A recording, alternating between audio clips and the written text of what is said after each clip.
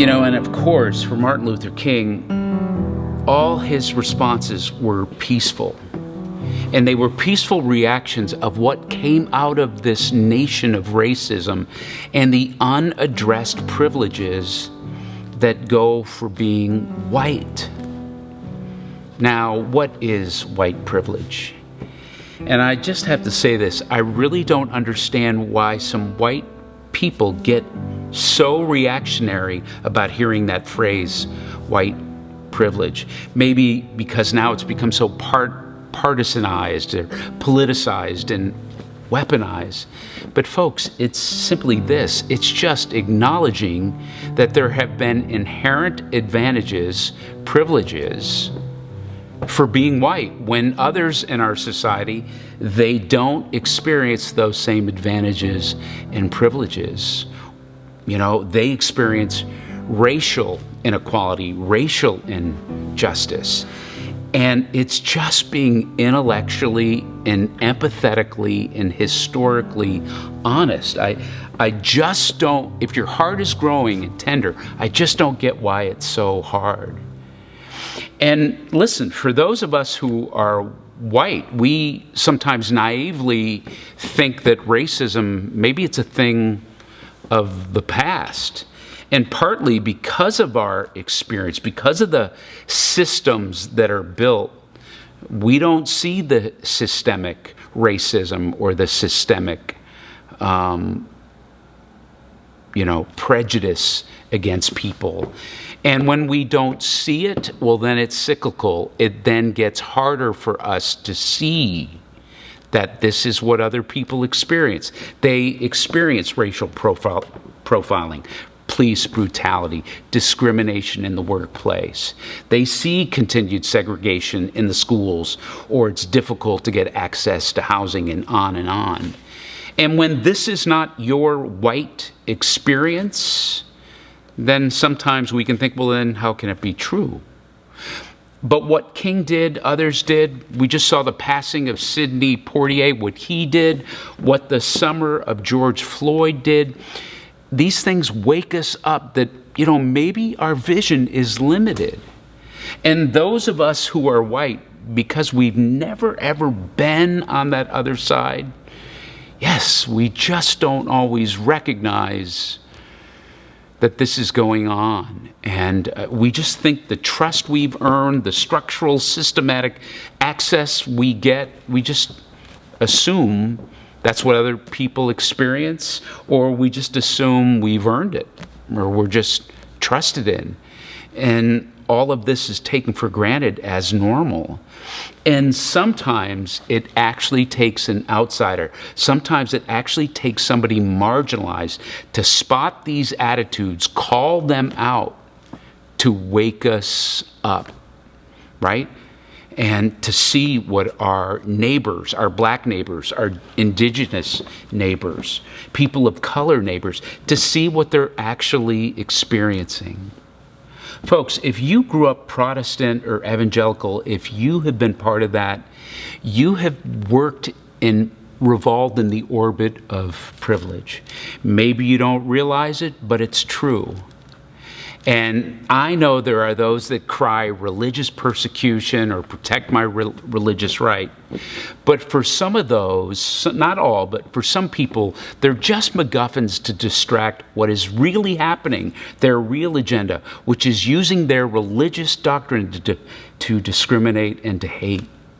This is why there are 3 sociological terms I want you to become very familiar with, those of us who grew up in privilege. And maybe if we become familiar with these terms and see, it will help us to awaken and to see with more sacred eyes. The first thing we need to see is just that there is Christian privilege. This is the whole idea that there has been a social advantage bestowed on Christians in American society. And it arises out of this presumption that, listen, Christian belief is the social norm. And that can lead to the marginalization of other people, non-religious members, other religious groups. It can lead to discrimination and crazy times, persecution. And then there's Christian normativity. This is designating for Christians that Christians' actions and outcomes, these are the good ones. These are the desirable ones, and they're permissible. And other people's groups' actions, they're undesirable and impermissible. In normative, what it means is this is the standard for evaluating and making judgments, our Christian standard. And so because Christian has been the dominant worldview in America, it then becomes the prominent position in what people assume is normal. That's Christian normativity. Okay, so here's the third term. It's Christian hegemony. Now, the concept of hegemony describes the ways in which a dominant group, and in this case, mainly U.S. Christians, they get to then disseminate their dominant social constructs onto others as if it's, man, this is just common sense, it's just normative, it's even universal. Even though most of the world's inhabitants are not even Christian, most of the people emigrating to the United States, many of them are not even from Christian backgrounds. Listen, we all belong. There is no issue or person that doesn't matter to the eyes of God. Yet somehow our egos believe at times there just isn't enough to go around. And for me to succeed or win, someone else has to lose. And so some have done this with ignorance, some have done it with greed, supporting systems and laws and governments that work to our own advantage at the expense of others, especially people of color or who have a highly visible difference. The advancement of us who are white has often come at the expense of those who aren't, not advancing. It's just waking up to this.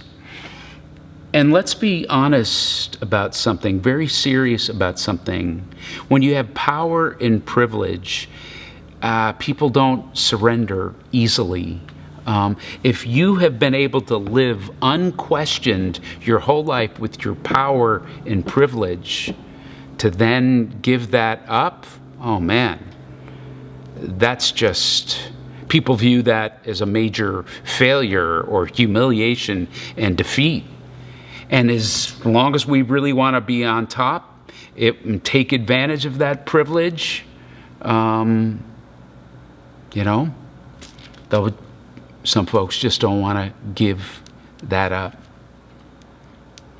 Listen, if God operates, if a person goes, God operates as me, God is in me, He operates as me, then people will view God, that's how Thee operates. And just like Jesus, just like St. Francis, many other humble mystics through church history, we rush down instead of ascending up. We let go. And we choose to become friends and servants and community to other people. And this illusionary view of privilege, it just thwarts all of that. If you and I really want to help in ending the injustices of this country, racism, we need to become more and more aware and just be honest that they are woven in to the fabrics of our culture. We can't turn a blind eye to that, to the suffering around us. And when we're able to educate ourselves about why other people are suffering, it changes us.